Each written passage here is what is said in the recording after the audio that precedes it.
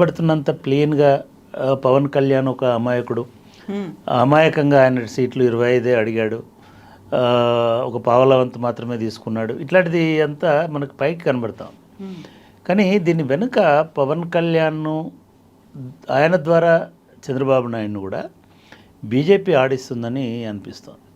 Bharatiya Janata party నేరుగా కాకుండా పవన్ కళ్యాణ్ రూపంలో మీరు గమనించండి, వాళ్ళు అడిగినటువంటి సీట్లు వాళ్ళ బలానికంటే చాలా ఎక్కువ. నిజానికి ఆంధ్రప్రదేశ్లో వాళ్ళకి 5 సీట్లకు పోటీ చేసి 6 సీట్లకు పోటీ చేసేంత శక్తి లేదు. అయినా సరే చంద్రబాబు నాయుడు ఒకటికి అంటే ఒక 3/4 సీట్లని వాళ్ళకి ఇవ్వడానికి సిద్ధపడ్డాడు. 8 సీట్లు ఇవాళ చంద్రబాబు నాయుడు అటు భారతీయ జనతా పార్టీ కానీ పవన్ కళ్యాణ్ కానీ ఇద్దరు కలిపి ఒక 8 సీట్లు ఇస్తున్నాడు.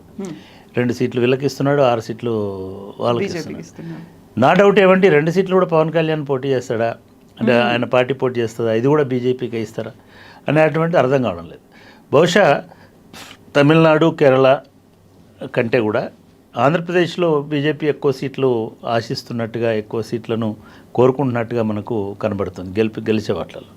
లేకపోతే చంద్రబాబు నాయుడు లాంటి ఒక అంత పెద్ద చరిత్ర ఉన్నటువంటి నాయకుడు ఉమ్మడి రాష్ట్రం వదిలేసి ఆంధ్రప్రదేశ్లోనే దాదాపు సగం కాలం పరిపాలించినటువంటి నాయకుడు ఎందుకు అంత డీలా పడిపోయి 1/3 సీట్లను ఇవ్వాల్సి వచ్చింది అనేటువంటిది నిజానికి ఏ రాజకీయ అంచనాలకు అందనటువంటి విషయం. రెండవది పవన్ కళ్యాణ్ చాలా పెద్ద బిల్డప్ ఇచ్చి చాలా రకాలైనటువంటి అసలు జన సైనికులు ఇట్లా చేస్తారు అట్లా ఇవన్నీ చేసి అసలు పూర్తిగా 20 సీట్లకు పరిమితం అయిపోవడం అసెంబ్లీలో అనేటువంటిది కూడా అర్థం కానటువంటి విషయం. అభ్యర్థులే దొరకనటువంటి బీజేపీకి ఎక్కువ సీట్లు వదిలేసుకోవడం అనేటువంటిది, లేదా వాళ్ళ అంచనాలకు మించి, వాళ్ళ తాహత్కు మించి, వాళ్ళకు ఉన్నటువంటి నాయకత్వానికి మించి ఇప్పుడు స్థానాలను వదిలేయడం అనేటువంటిది చాలామందిని విస్మయానికి గురి చేస్తూ ఉంది. అంటే బీజేపీ ఏం ఆశిస్తున్నది, ఎందుకు చంద్రబాబు నాయుడు లాంటి ఒక తలపండినటువంటి రాజకీయ నాయకుడు బీజేపీకి అట్లా తలంచుతున్నాడు అనేటువంటిది ఎవరికి అర్థం కానటువంటి విషయం.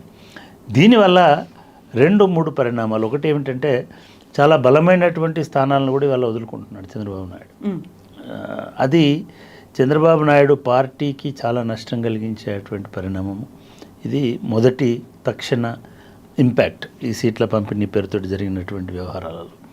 ముఖ్యంగా వైజాగ్ లాంటి సీటు, విజయవాడ లాంటి సీటు కూడా అర్బన్ సీట్లను కూడా బీజేపీ అడుగుతున్నాయని అర్బన్ సీట్లను, ఇటువంటి సీట్లు కూడా పోతే నిజానికి ఒక కాలం నుంచి అంటే అనేక సంవత్సరాల నుంచి అక్కడ నిలబడి కొట్లాడుతున్నటువంటి కార్యకర్తలు ఉన్నారు.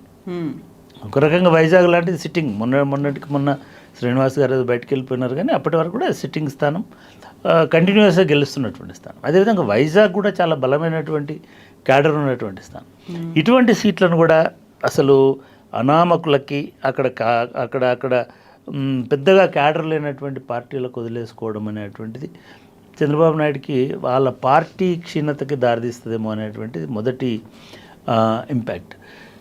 రెండవది చంద్రబాబు నాయుడు సెక్యులర్ అని, లేదా తన పార్టీ సెక్యులర్ అని ఒక 5 సంవత్సరాల నుంచి 10 సంవత్సరాల నుంచి ఎన్డీఏలో చేరకుండా, ఎన్డీఏ కూటమిలో చేరకుండా ఉండి నరేంద్ర మోడీని నేను కొట్లాడతానని చెప్పి, నరేంద్ర మోడీ రాజకీయాలు ముఖ్యంగా బీజేపీ, భారతీయ జనతా పార్టీ, సంఘ్ పరివార్ రాజకీయాలతో సంబంధం లేదని చెప్పి సెక్యులర్గా ఉంటానని చెప్పి నమ్మించినటువంటి నాయకుడు నేరుగా పొత్తు పెట్టుకోవడం అనేటువంటిది డెఫినెట్గా కొంత రాజకీయ షిఫ్ట్కి, ముఖ్యంగా ఎవరైతే సెక్యులర్ ఓటర్స్ హిందూస్ ఉన్నారో, పొలిటికల్ తోటి సంబంధం లేకుండా ఉండేటువంటి వాళ్ళు దూరం అవ్వడానికి అవకాశం ఉంది. రెండోది అంతో ఇంతో తెలుగుదేశం పార్టీకి కొంత ముస్లిం ఓటు బ్యాంక్ మొదటి నుంచి కూడా జాన్ పాషా, లాల్ పాషా నుంచి మొదలుపెట్టి చాలామంది గుంటూరు లాంటి ప్రాంతంలో, కడప లాంటి ప్రాంతంలో, మిగతా చోట్ల కొంత ముస్లిం అభిమానులు ఉన్నారు చంద్రబాబు నాయుడుకి. వాళ్ళందరికీ దూరం అయ్యేటువంటి పరిస్థితి, ప్రమాదం ఆయన ఎందుకు కొని తెచ్చుకుంటున్నాడు అనేటువంటిది రెండవది. ఇక మూడవది అసలు లెఫ్ట్ పార్టీల పరిస్థితి ఏమిటి అనేది. లెఫ్ట్ పార్టీలు నిజంగా చాలా విచిత్రమైన, మొన్నటికి మొన్న ర్యాలీలలో, మిగతా వాటిలలో జగన్కు వ్యతిరేకంగా, చంద్రబాబు నాయుడుకు అనుకూలంగా, చంద్రబాబు నాయుడుతో కలిసి ప్రయాణం చేస్తున్నారు. వాళ్ళని కనీసం పరిగణలో, కానీ నిజానికి నా అంచనా తప్పై ఉండొచ్చు, బట్ ఆర్గనైజేషన్ స్ట్రెంత్ విషయంలో బీజేపీ కంటే లెఫ్ట్ స్ట్రాంగ్ నిజానికి. అది విజయవాడ ఉండొచ్చు, గుంటూరు లాంటి మంగళగిరి లాంటి చోట ఉండొచ్చు, లేదా మిగతా కడప లాంటి చోట ఉండొచ్చు, వైజాగ్లో అంటే సెజ్లకు వ్యతిరేక ఉండొచ్చు, కార్మిక రంగంలో ఉండొచ్చు, లేకపోతే మిగతా వాటికి ఉండొచ్చు. వీటితోటి పాటుగా ఈవెన్ కడప లాంటి చోట, అనంతపురం లాంటి చోట లెఫ్ట్ కొంత ప్రజెన్స్ ఆఫ్ లెఫ్ట్ అనేది మనకు కనబడుతుంటుంది ఆంధ్రప్రదేశ్లో. బీజేపీ కంటే ఎక్కువ పవర్ఫుల్గా ప్రజా ఉద్యమాలలో కానీ, పోరాటాలలో కానీ, మిగతా వాటిలలో కానీ లెఫ్ట్ కనబడుతుంటుంది. ఇవాళ లెఫ్ట్ను వదులుకోవడానికి సిద్ధపడ్డాడు చంద్రబాబు నాయుడు. ఇది ఎందుకో అంటే ఇవి సాలిడ్ ఓట్లు. మళ్ళీ బీజేపీ అనేటువంటిది అక్కడ నాయకత్వం ఉండి వేరే రకంగా ఉంటే అది వేరే సంగతి. రెండవది లెఫ్ట్ను వదిలేసుకోవడం వల్ల కూడా వాళ్ళకు 1-2% కనీసం లెఫ్ట్కు ఉండేటువంటి ప్రాంతాలలో ఒక 10 కాన్స్టిట్యున్సీలు అనుకుందాం.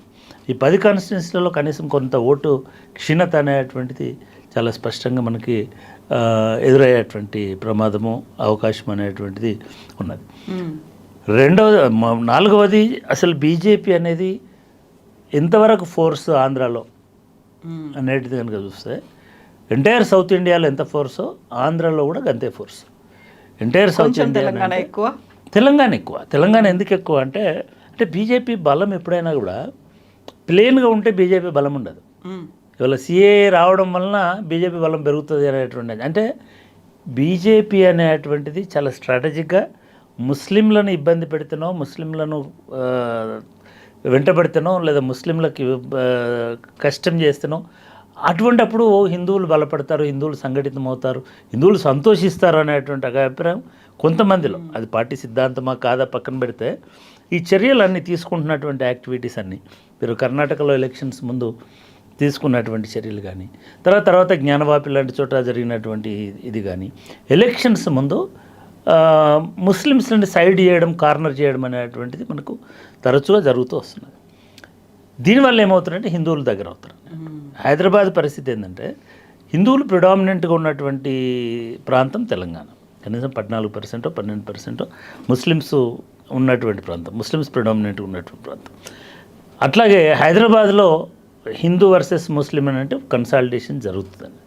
దాన్ని దృష్టిలో పెట్టుకునే కదా చాలామంది సోషల్ మీడియాలో, ఈవెన్ మెయిన్ స్ట్రీమ్ మీడియాలో కూడా ఓవైసీని ఫ్రెండ్ ఆఫ్ మోడీ అని అంటుంటారు. ఎందుకనంటే ఈయన ఏదో ఒకటి గెలుకుతాడు, గెలగంగానే హిందువులందరూ రియాక్ట్ అవుతారు, రియాక్ట్ అయింది పొలిటికల్గా టర్న్ అవుతుంది. సో అటువంటిది హైదరాబాద్లో, తెలంగాణలో అటువంటిది ఉంది. అని పాపం ఆంధ్రాలో అట్లాంటిది కూడా లేదు. అందులో ఆంధ్రాలో వాళ్ళు మాట్లాడుతున్న పద్ధతిలో, కలిసి పనిచేస్తున్నట్టు పద్ధతి చూస్తే ఎవరు ముస్లిమో ఎవరు హిందువో గుర్తుపట్టినటువంటి పరిస్థితి ఉంటుంది. వాళ్ళు స్పష్టమైన హిందీ తెలుగు మాట్లాడుతుంటారు, పెద్ద వేష భాషల్లో కూడా పెద్ద తేడా ఉండదు. సో అక్కడ అసలు అటువంటి మతపరమైనటువంటి లాభం కలిగే, ప్రయోజనం కలిగే పరిస్థితి ఏం లేదు.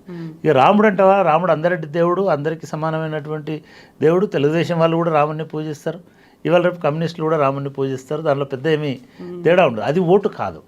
ఓటు ఎప్పుడైనా సరే ఒక ద్వేషం వల్ల, ఒక ప్రతీకారం వల్ల, లేదా ఒక ఐసోలేషన్ వల్ల, ఒక ఒత్తిడి చేయడం వల్ల ఇట్లాంటిది వల్ల జరుగుతుంది. అటువంటిది అక్కడ లేదు. తెలంగాణలో అటువంటి ప్రభావం ఉంటుంది. డెఫినెట్గా మజ్లిస్ను బూచిగా చూపించి కూడా హైదరాబాద్ ఓల్డ్ సిటీలో ఓట్లు సంపాదించుకునేటువంటి వాతావరణం కనబడుతుంది. ఇప్పుడు హైదరాబాద్లో పోటీ చేస్తున్న పని కూడా ఎవ్రీడే చేస్తున్నటువంటి పని కూడా ఇటువంటి వాతావరణం. ఇట్లా ఒక 5 కారణాల రీత్యా కూడా చంద్రబాబు నాయుడు ఒక తప్పటడుగు వేసినాడు, ఒక రాంగ్ ఇది చేసినాడు. రెండవది, చంద్రబాబు నాయుడు అమాయకుడు కాదు లోకేష్ లాగా.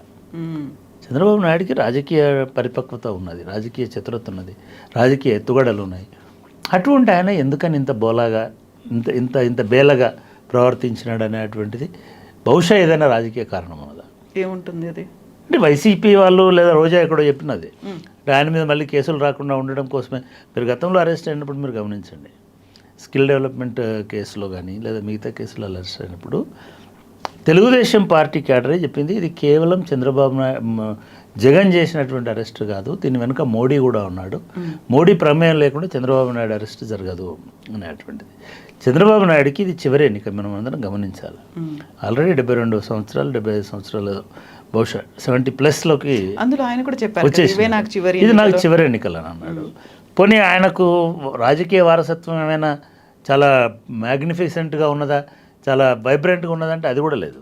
లోకేష్ గారు ఆయన దారిలో ఆయన పట్టుకొని పోతున్నారు, మిగతా ఎవరు కూడా పెద్దగా తోడుగా కనబడతలేరు. ఈ ఒక్కసారి గెలిచి ఖచ్చితంగా లొకేషన్ ఎస్టాబ్లిష్ చేయడం అనేటువంటిది ఆయన ముందున్నటువంటి ప్రధానమైనటువంటి సవాలు.